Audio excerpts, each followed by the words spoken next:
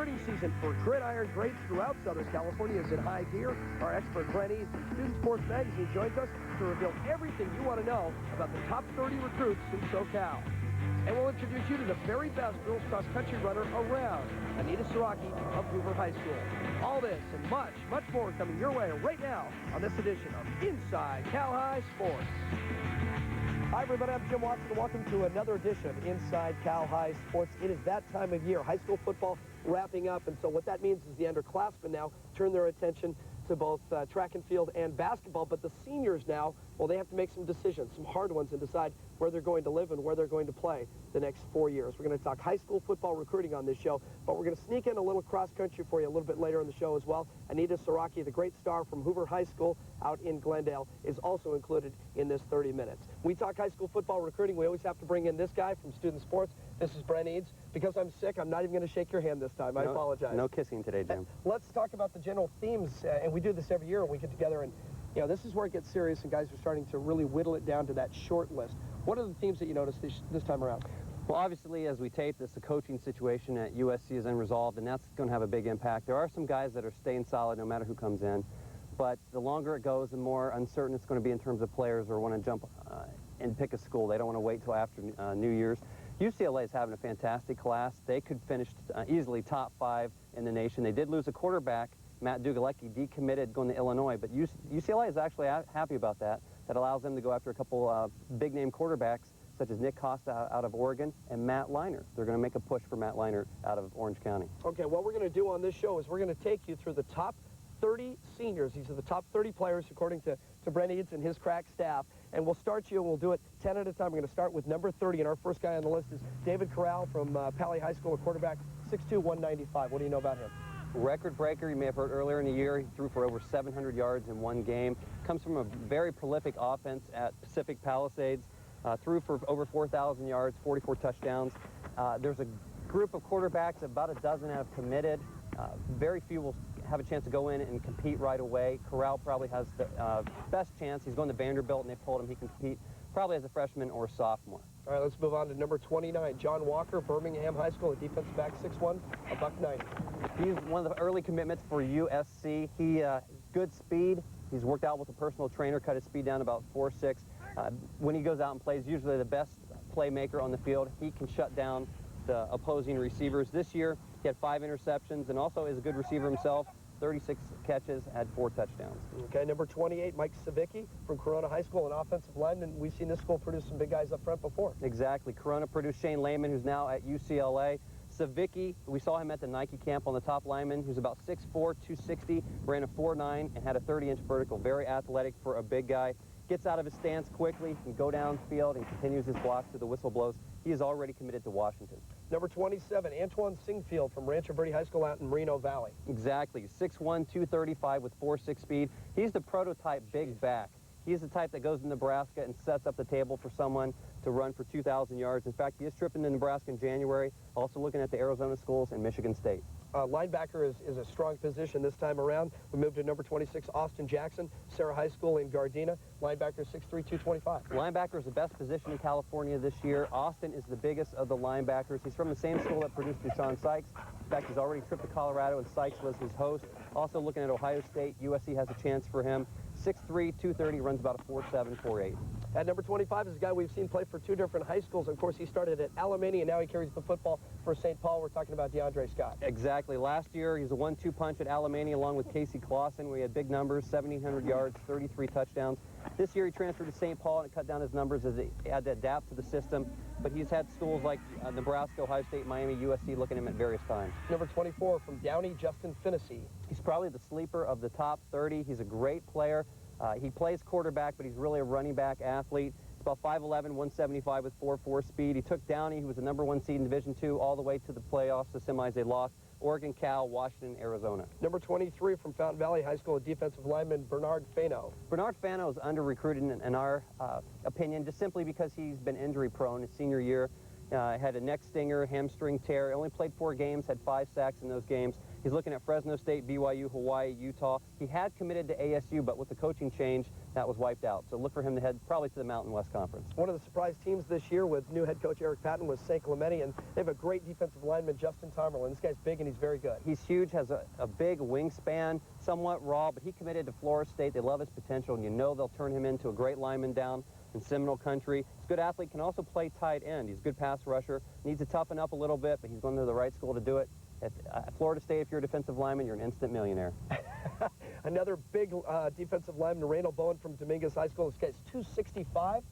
Actually, probably about 295, 6'3", Wow. 295. Reminds me a lot of Washington's Larry Triplett. His motor is always running. Triplett came out of Westchester a few years ago.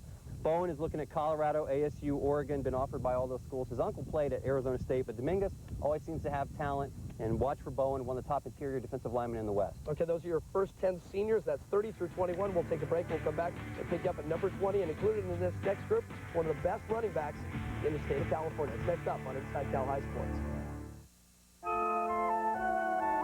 Center console is just...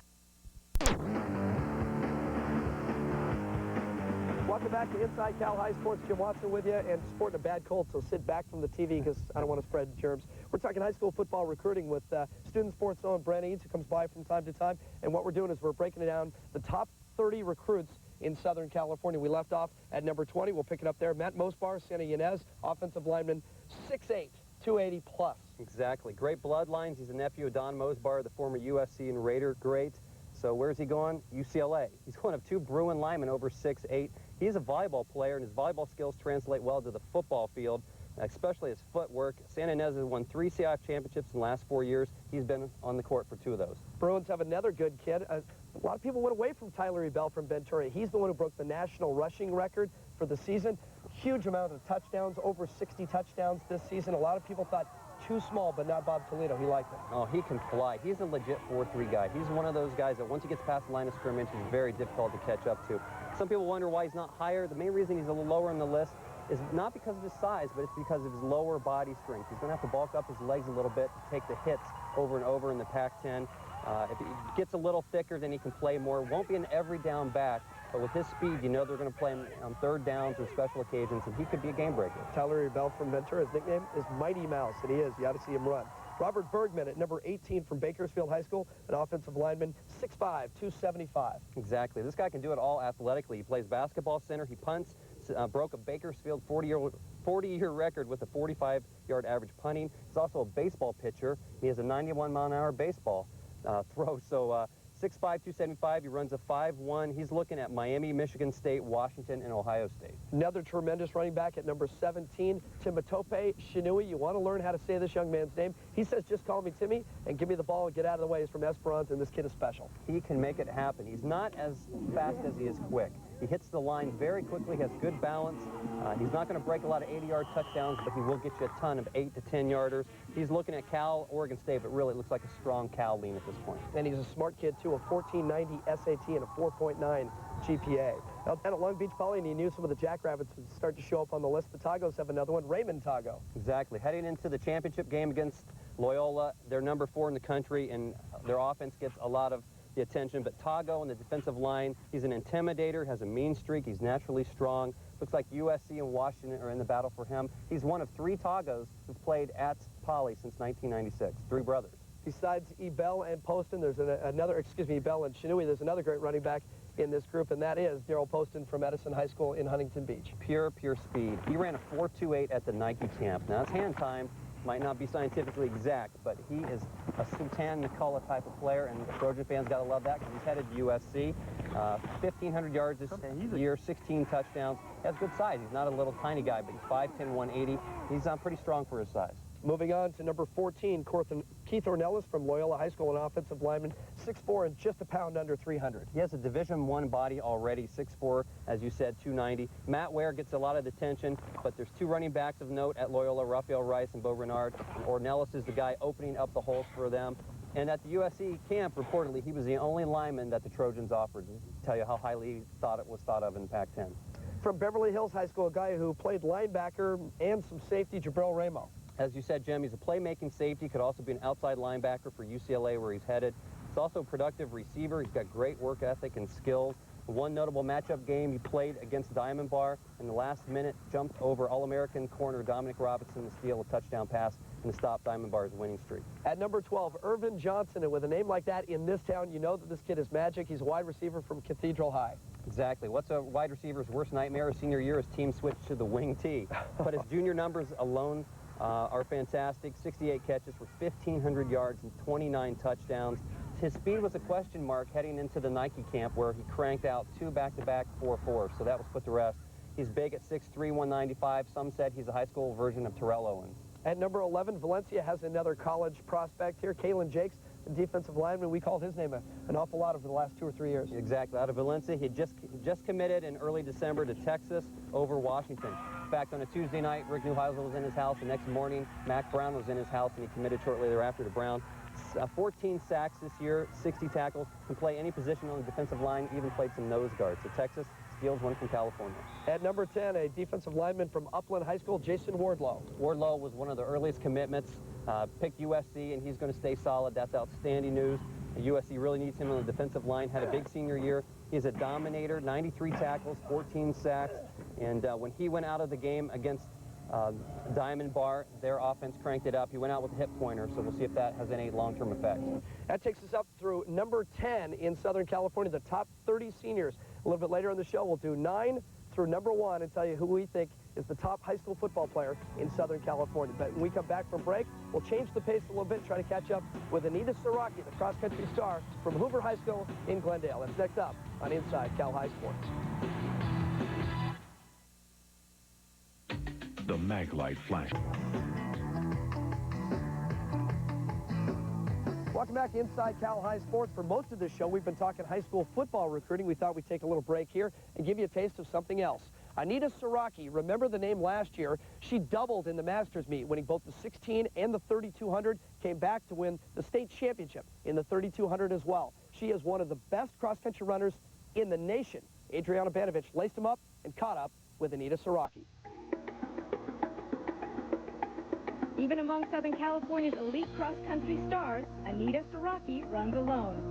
The Hoover High senior has shattered records in nearly every competition she's entered in the past 2 years, winning back-to-back state titles and establishing herself as a legitimate national championship contender. I've become more focused, especially this year, and I think I've gotten a better understanding of the techniques to running, I guess. Always a talented runner, Anita blossomed into an elite star her junior year, but found herself hitting the wall psychologically at major competitions. Nerves and the pressure of running against athletes of her own caliber nearly debilitated Anita. When she's unconcerned about the outcome, when she knows it's in the bag, she runs effortlessly. She's very even pace, never hurts. But when she's concerned about the outcome, as she was in the state meet and the regional meet last year, it's like getting into a car, putting on the emergency brake, and then trying to drive. You're working against yourself. She literally had to be carried off the finish line at the regional race last year. That regional race during her junior year taught Anita a very valuable lesson. Since then, she's learned to control her nerves, and her ability to do that has made her a front runner in every cross-country event this year. But most importantly, she's found the joy in running. I try to get myself to run hard but feel good at the same time, not run to the point where I'm about to pass out or anything. So I tell myself to feel good when I run. Her running style is not what you call elegant. There's other runners whose mechanics are better, but she has a tremendous economy of stride. She wastes no energy, and she has tremendous power. If you watch her going up and down the hills, you can see the strength resident in her. Anita's athletic strength is complemented by a strength of spirit that belies her tiny frame and soft-spoken voice. Beneath her quiet exterior, Anita is a 4.3 student, and Hoover homecoming princess and supportive family brings out her playful sense of humor. They don't pressure me at all, which is nice. I mean, they're not like those parents that are like, you have to win. And like, my mom jokes around, like, she'll be like, so you won again? Why did you do that? Why don't you let someone else win? And so it's kind of funny. You're not going to let anyone else win, are you? No. Anita's competitive spirit is just one more component that inspires Greg Switzer, who has coached 4 other All-American runners, to call her the answer to his prayer. An absolute dream. You know, there's things that coaches look for. It doesn't matter what the sport is. In athleticism, an athlete who is willing to commit themselves and work hard, who can show courage during the competition, whose body can withstand the rigors of training, but mostly those who have talent. When talent walks in, it's like your dream has come to life. Anita Saraki, a very nice young lady and a very special talent, the state champion in the 3,200. And a lot of folks say that she is the favorite to win the cross-country national high school championship this year. We'll have to wait and see how she does. Good luck to her, and thanks for her time. We're going to take a timeout. When we come back, we'll rejoin Brent Eads and talk high school football recruiting as he brings us the top 9 players in all of Southern California. That's next up on Inside Cal High Sports.